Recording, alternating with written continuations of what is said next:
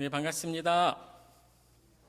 네, 자, 우리 가장 사랑스러운 눈길로, 그리고 가장 따뜻한 미소로, 그리고 가장 부드러운 음성으로 옆 사람을 봅니다.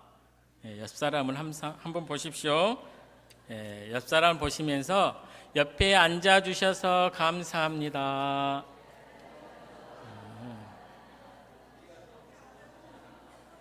네. 여러분이 딱 앉아 있는데 여러분이 앉아 있는 거 보고 도망가면 어떨 뻔했어요. 그러니까 옆에 앉아 주셔서 참 감사하죠. 가장 사랑스러운 눈길이었나요? 네? 가장 따뜻한 미소였어요?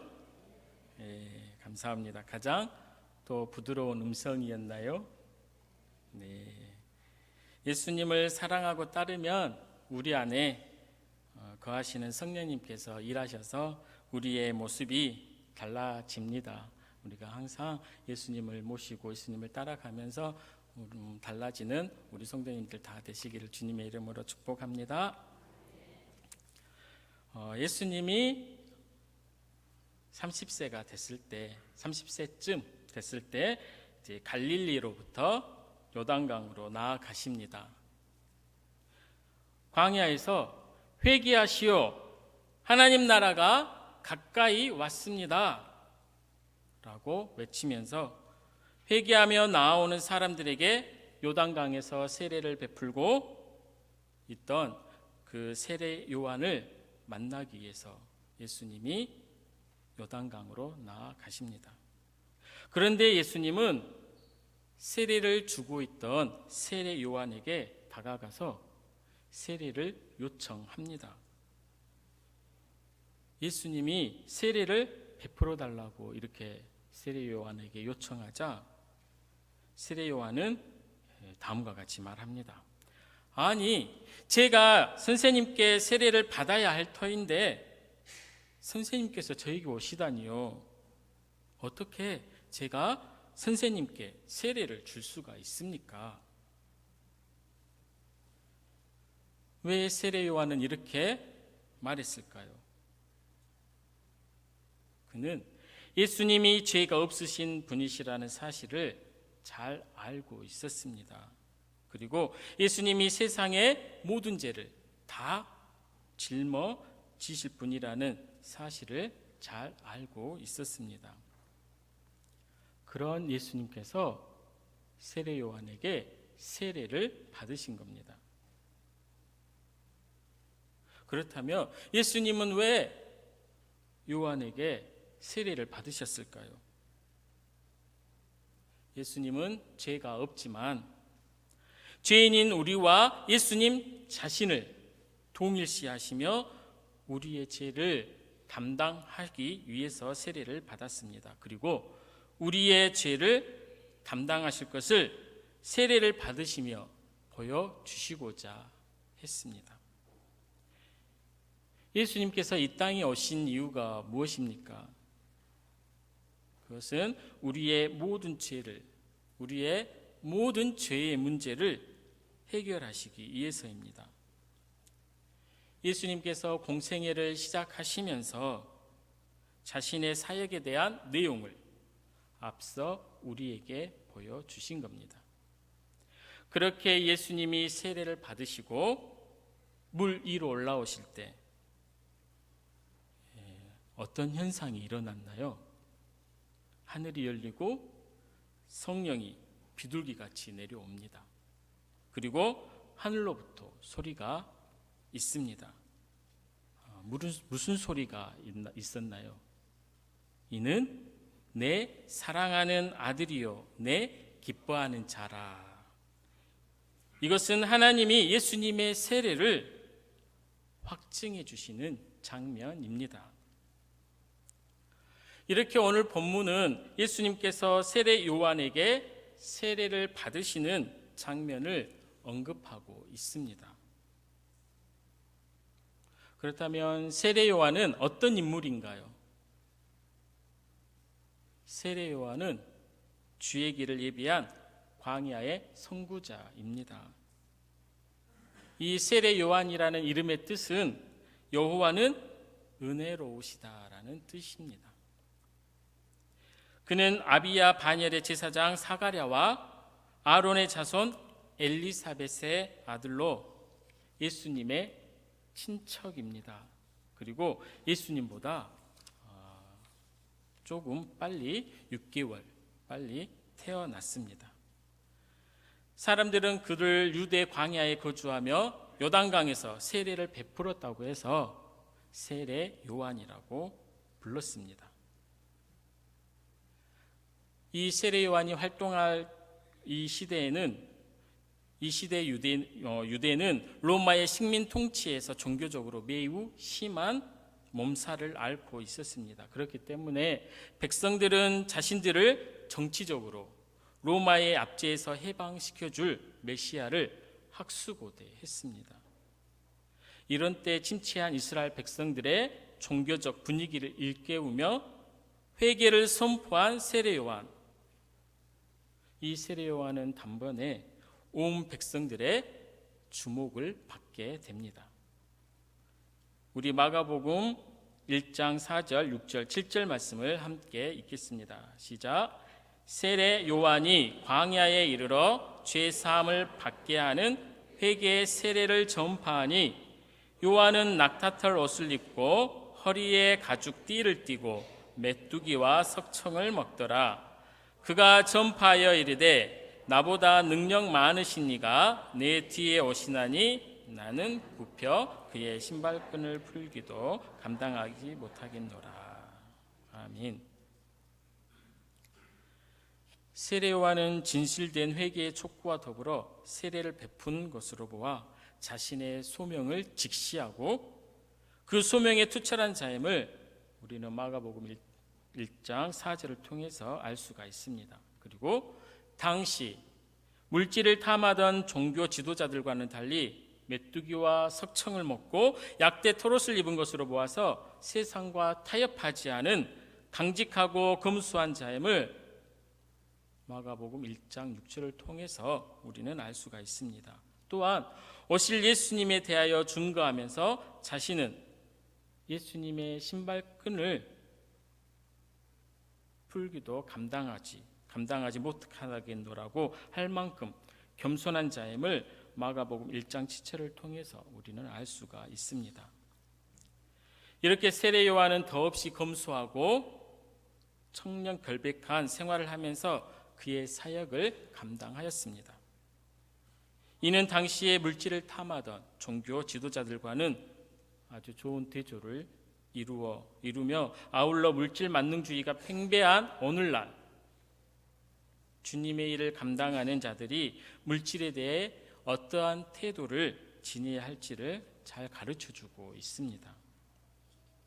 그리고 누가복음 3장 14절입니다. 우리 함께 읽어보겠습니다. 누가복음 3장 7절에서 14절입니다.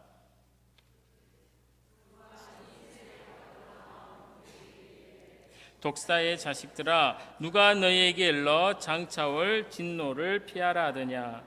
그러므로 회개에 합당한 열매를 맺고 속으로 아브라함이 우리 조상이라 말하지 말라. 내가 너희에게 이르노니 하나님이 능히 이 돌들로도 아브라함의 자손이 되게 하시리라. 이미 도끼가 나무 뿌리에 놓였으니 좋은 열매 맺지 아니하는 나무마다 찍혀 불에 던져지리라. 무리가 물어 이르되 그러면 우리가 무엇을 하리이까? 대답하여 이르되 옷 2벌 있는 자는 옷 없는 자에게 나누어 줄 것이요 먹을 것이 있는 자도 그렇게 할 것이니라 하고 세리들도 세례를 받고자 하여 와서 이르되 선생이여 우리는 무엇을 하리이까 하매 이르되 부가된 것 외에는 거두지 말라 하고 군인들도 물어 이르되 우리는 무엇을 하리이까 하매 이르되 사람에게서 강탈하지 말며 거짓으로 고발하지 말고 받는 급료를 족한 줄로 알라 하니라. 아멘. 세례 요한은 참다운 회개 없이 세례 받으러 나온 무리들에게 뭐라고 해요? 독사의 자식들아, 이렇게 책망하면서 회개에 합당한 열매를 맺을 것을 촉구하고 있습니다. 참다운 회개는 입술의 고백에서 끝나는 것이 아니라 그것에 합당한 열매 맺는 삶이 우리의 삶에서 수반되어야 합니다. 우리의 삶도 마찬가지입니다. 고백에서 끝나는 것이 아니라 우리 각자의 삶의 자리에서 그것에 합당한 열매를 맺는 삶을 살아내야 합니다. 자신의 죄에 대한 고백과 아울러 그 고백에 부합되는 변화된 삶의 열매가 실제 우리의 삶에서 나타내도록 살아내야 되겠습니다. 세례 요한의 사역은 이미 구약 이사야 40장 3절에서 5절에서 이사야 선지자를 통해서 예언되었습니다. 이에 세례 요한은 누가복음 3장 15절에서 17절 말씀에 여호와의 길을 예비하고 그 길을 평탄케 해야 하는 자신의 사명을 충분히 깨닫고 있었습니다. 그리고 그에 합당하게 사명을 잘 감당하였습니다. 이와 마찬가지로 오늘을 사는 우리들이 감당해야 할 사역도 이미 말씀을 통해서 잘 나타나 있습니다. 우리는 먼저 이 사명을 잘 인식하고 또 그것을 충실히 감당함으로써 하나님 나라를 확장하는 데 세례 요한과 같이 하나님의 필요한 도구로 사용되어져야 하겠습니다. 임박한 하나님의 나라를 선포하며 세례를 베푸는 세례 요한을 보고 사람들은 그를 그리스도로 오해하기도 했습니다. 이에 세례 요한은 그들의 오해를 깨트리고 예수 그리스도를 담대히 증거하면서 자신은 그의 신을 들기도 그의 신발끈을 풀기도 감당치 못할 만큼 미약한 존재라고 이렇게 말합니다. 이와 같은 세례 요한의 태도에서 우리는 진정으로 높임 받으실 분은 오직 예수 그리스도 한 분뿐이시며 우리는 다만 겸손히 그의 구원 사역을 도와야 함을 알 수가 있습니다. 그런데 혹 우리 가운데 주님의 일을 감당한다는 이유로 그리스도의 자리까지 높아져서 오직 주님만 받으셔야 할 영광을 내가 받으려는 교만을 은근히 가지고 있지는 않은가? 각자의 삶을 뒤돌아보는 시간을 가지면 좋겠습니다. 예수님께서 세례 요한에게 세례를 받으신 것은 앞서 이야기했듯이 그가 회개가 필요한 죄인이기 때문이 아닙니다. 요한은 예수님께서 세례를 받으러 나오심을 막으려고 했습니다. 그러나 예수님은 자신의 세례가 하나님의 뜻임을 알고 계셨습니다. 그래서 예수님의 세례는 요한의 사역이 하나님의 뜻에 부합된 것임을 공적으로 승인해 줍니다. 더욱이 미래에 베풀어질 십자가의 죽음을 또 반영하고 있습니다. 즉 예수님의 세례는 모든 죄인을 대신할 고난을 암시합니다. 예수님은 이미 구약 선지자 이사야를 통해서 고난받는 종으로 예언되었습니다. 그리고 사도 요한은 자기에게 오시는 예수님을 향해서 요한복음 1장 29절에 세상 죄를 지고 가는 하나님의 어린 양이로다라고 이렇게 고백했습니다. 또한 예수님 자신도 누가복음 12장 50절에 나는 받을 세례가 있으니 그것이 이루어지기까지 나의 답답함이 어떠하겠느냐. 이 말씀에 예수님의 대속적 고난을 세례로 표현하였습니다. 예수님께서 세례를 받으신 것은 이미 하나님의 심판이 십자가 위에서 파도와 물결처럼 그에게 임할 것을 암시하고 있습니다. 이 파도와 물결이 뭘까 참 고민을 했어요. 이 파도와 물결이 어떻길래 그에게 임할 것이라고. 였는데 며칠 전에 담임 목사님하고 별량의 신방을 갔다가 해안가 도로를 이렇게 차로 오는데 분명히 물이 빠져 있었는데 갑자기 물이 막 밀려오는 거예요. 파도가 겹겹이 밀려오고 그게 순식간이더라고요. 이래서 파도처럼 이렇게 파도와 물결처럼 이렇게 밀려오는 표현을 여기서 사용했는갑다 이렇게 생각을 했습니다. 그것을 자연을 보면서 훅 다가오는 느낌을 저도 받았습니다. 예수님의 공생애의 최초 행위 곧 세례 속에는 이미 예수님의 최후가 예고되어 있었습니다. 우리 각자의 삶을 가만히 돌아보십시오. 여러분 각자의 삶을 지금 이 시간 가만히 돌아보십시오. 저도 제 삶의 자리를 가만히 들여다보니 인생은 나의 것이지 내 인생이야 라고 말할 때가 참 많았더라고요. 우리 성도님들은 그런 적이 한 번도 없으시죠? 참으로 존경스럽습니다. 하지만 우리는 하나님 앞에 설 때 참 겸손해질 수밖에 없는 존재들입니다. 왜냐하면 하나님 앞에 서면 우리는 내가 누구인지 다 알게 되고 밝혀지기 때문입니다. 그리고 하나님께서 우리를 부르시는 소명과 사명을 발견할 때는 겸손하게 하나님께 순종하는 게 바로 또 우리입니다. 이 시간 예수님께서 세례 요한에게 세례를 받으신 사건을 통해서 하나님께서 여러분을 부르신 소명과 사명을 발견하시기를 간절히 소망합니다. 오늘 본문의 세례 요한처럼 우리 자신의 존재와 예수님의 존재를 아는 자는 겸손할 수밖에 없습니다. 세례 요한은 예수님을 어떻게 소개하고 있나요?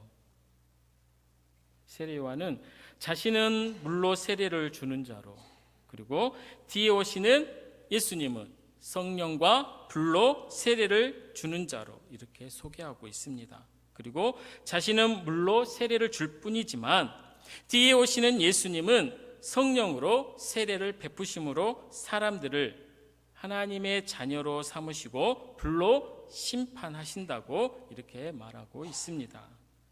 덧붙여 자신은 그분의 신을 들기도 감당할 수 없는 초라한 존재에 불과하다고 합니다. 한마디로 자기 자신을 주목하지 말고 뒤에 오실 메시아를 바라보라는 것입니다. 그는 뒤에 오실 메시아는 알곡을 모아 곡간 안에 들이고 쭉정이는 꺼지지 않는 불에 태우실 분이라고 말합니다. 이는 열매를 맺는 삶을 살아라라는 그의 설교와도 일맥상통합니다. 세례 요한은 예수님의 길을 준비하기 위해서 온 소리였습니다. 소리입니다. 세례 요한은 자신과 예수님 사이에 또 큰 차이가 있음을 분명하게 알고 있었습니다.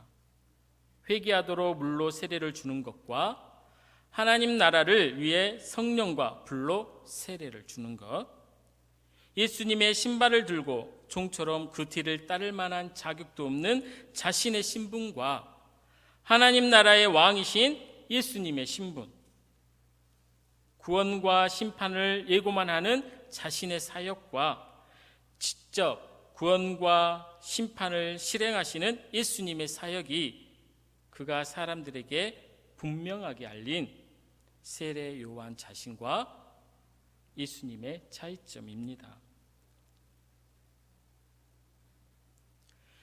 예수님께서 하실 일이 사람들을 그들의 죄에서 구원하시는 것이기 때문에 그분이 자신에게 와서 죄를 고백하거나 세례를 받으실 필요가 없고 오히려 자신이 예수님께 죄 용서를 받고 세례를 받아야 한다는 것도 요한이 알고 있던 차이점입니다. 이 때문에 요한은 예수님이 세례를 받는 무리에 섞여서 자신에게 왔을 때 예수님을 말리며 세례를 베풀기를 거부할 수밖에 없었습니다. 당시 유대인들의 모든 스포트라이트를 받기에 충분했던 이 세례 요한은 자신보다 오히려 뒤에 오시는 예수님에게 모든 관심을 두기를 원했습니다. 세례 요한은 자신의 역할을 정확히 인지했던 것이죠. 자신의 존재와는 비교할 수도 없는 존재가 예수님이심을 알고 있었기 때문입니다. 우리도 예수님을 나의 구주로 영접하고 예수님을 알아갈수록 우리 자신을 더 깊이 돌아볼 수 있게 됩니다. 나의 연약함과 부족함을 발견하게 됩니다. 그리고 더욱 겸손해집니다. 사랑하는 우리 성도님들도 세례 요한처럼 예수님을 드러내는 삶을 각자의 삶의 자리에서 살아내시기를 소망합니다. 내 이름이 높아지고 세워지길 원했던 과거의 삶을 이제 내려놓고 내 안에 계신 예수님만, 내 안에 계신 성령님만 드러내기를 소망합니다. 예수님은 죄가 없으신 분이기에 세례 받으실 필요가 없었습니다. 하지만 예수님은 세례 요한에게 세례를 받은 것이 모든 의를 이루는 것이라고 이렇게 말씀하셨습니다. 예수님이 받으신 세례는 회개의 세례가 아닙니다. 그것은 예수님의 공생의 사역을 시작하는 시점에서 순종을 확인하는 단계였습니다. 이 장면에서 우리는 예수님의 겸손을 엿볼 수가 있습니다. 여기에서 예수님이 말씀하신 의는 하나님과의 바른 관계를 의미합니다. 하나님이 이 땅에 보내신 목적에 합당하게 사는 것이 바로 의입니다. 예수님은 이 땅에 오신 목적에 그렇게 맞는 삶을 잘 살아내셨습니다. 그러니 예수님을 닮아가고 예수님을 따르는 삶을 살아가기를 다짐하는 우리도 겸손하게 우리 각자에게 맡겨진 사명에 충실한 삶을 살아야 되겠습니다. 이제 예수님께서 물에서 올라오시자 하늘이 열리고 성령이 비둘기같이 임했습니다. 그리고 하늘에서 하나님의 소리가 들렸습니다. 이는 내 사랑하는 아들이요 내 기뻐하는 자라. 하나님은 예수님을 하나님의 아들로 또 메시아로 선포하셨습니다. 이 말씀은 지금 이 자리에 있는 성도님들과 우리 모두에게 적용이 됩니다. 하나님의 자녀들인 우리를 하나님은 있는 모습 그대로, 우리의 있는 모습 그대로 우리의 존재 그 자체로 사랑하시고 기뻐하신다고 말씀하셨습니다. 그렇다면 우리는 하나님을 기쁘시게 하고 있는가? 회개에 합당한 열매를 맺는 삶으로 하나님을 기쁘시게 하는 자로 지금 살아가고 있는가? 우리를 사랑하는 아들아, 사랑하는 딸이라 부르시는 주님 앞에 진실되게 행하며 오늘도 하나님 앞에 그렇게 살아가고 있는가? 1년 전 태국 유소년 축구팀 소년들이 동굴에 갇힌 일이 있었습니다. 아마 여러분들도 잘 알고 계시리라 생각이 됩니다. 전 세계 사람들이 이들이 무사히 돌아오기를 기도하며 지켜보고 있었습니다. 고립된 지 17일 만에 기적 같은 일이 일어났습니다. 축구팀 코치와 선수 13명이 모두 무사히 돌아왔습니다. 이들이 이렇게 돌아올 수 있었던 데는 숨은 영웅들이 있었습니다. 영국 전문 잠수사가 그들이 살아있음을 확인했고 미국 태평양 사령부 소속 구조대원 90명이 그들을 찾아갔습니다. 구조된 소년들의 건강 상태를 세밀하게 살핀 호주 의사의 도움도 컸습니다. 무엇보다도 중요한 역할은, 이것도 중요하지만 그보다 더 중요한 역할 뭐였을 것 같아요? 축구팀의 코치였습니다. 칠흑같이 캄캄한 동굴에서 두려움에 떠는 그 소년들을 추스르고 이들에게 힘을 불어 넣어 주었습니다. 이 코치는 소년들을 내보낸 뒤 그리고 맨 나중에 맨 마지막에 동굴에서 나왔습니다. 우리나라 2014년 4월 16일 세월호 사건은 어땠습니까? 자신의 목숨을 바쳐서 자기의 위치에서 사명을 다한 승무원과 선생님들이 계신 반면에 가장 앞장서서 자신의 사명을 다해야 했던 진짜 책임자들은 어떠했습니까? 우리는 그렇지 못했던 것을 너무나 잘 알고 있습니다. 자신의 이치와 역할을 알았던 태국 유소년 축구 코치처럼 세월호 승무원과 선생님들처럼 세례 요한과 예수님은 하나님 앞에서 자신의 존재를 알았고 하나님의 뜻과 주어진 사명이 무엇인지를 분명히 알고 사명에 합당한 삶을 살았습니다. 이러한 삶은 하나님의 기쁨이 됩니다. 하나님께서는 하나님이 사랑하시고 기뻐하시는 자녀들이 오늘도 겸손하게 하나님의 나라를 위해 묵묵히 움직이시기를 원하시고 계십니다. 사랑하는 우리 성도님들 한 사람 한 사람 모두가 하나님의 마음을 시원하게 해드리는 복되고 또 귀한 날이 되면 좋겠습니다. 그래서 각자의 삶의 자리에서 너는 내 아들이요 내 사랑하는 아들이요 내 사랑하는 딸이요 내 기뻐하는 자라 내 마음에 드는 자라 이러한 음성을 이러한 하나님의 음성을 매 순간 들으시기를 주님의 이름으로 축복합니다. 우리 찬양하겠습니다. 너는 내 아들이라.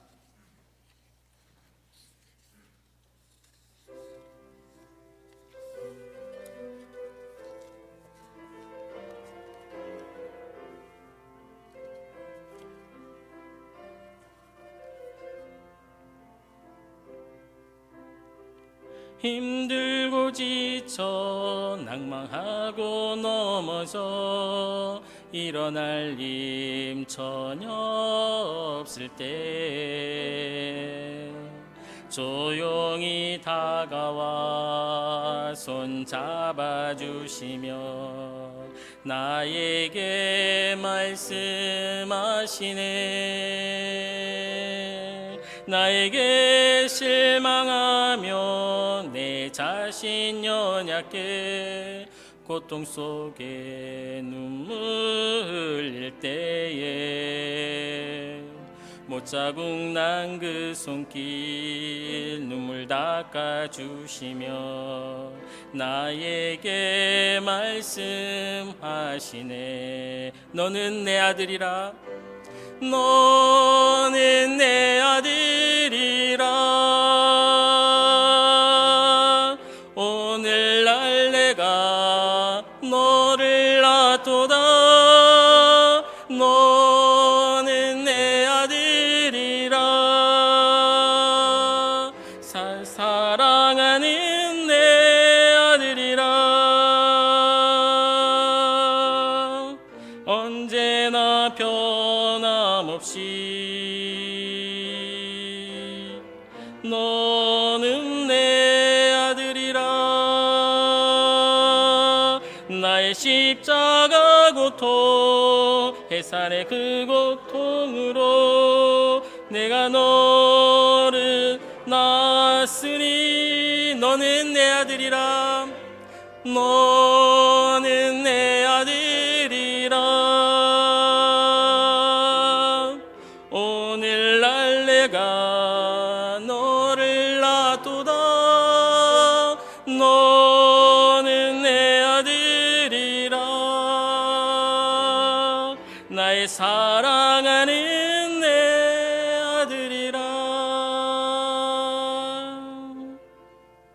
이 시간 우리 잠시 침묵에 머물겠습니다. 너는 내 사랑하는 아들이요, 내 사랑하는 딸이요, 내 기뻐하는 자라, 내 마음에 드는 자라 라는 이러한 음성을 듣기를 원하는 침묵의 기도를 드리도록 하겠습니다.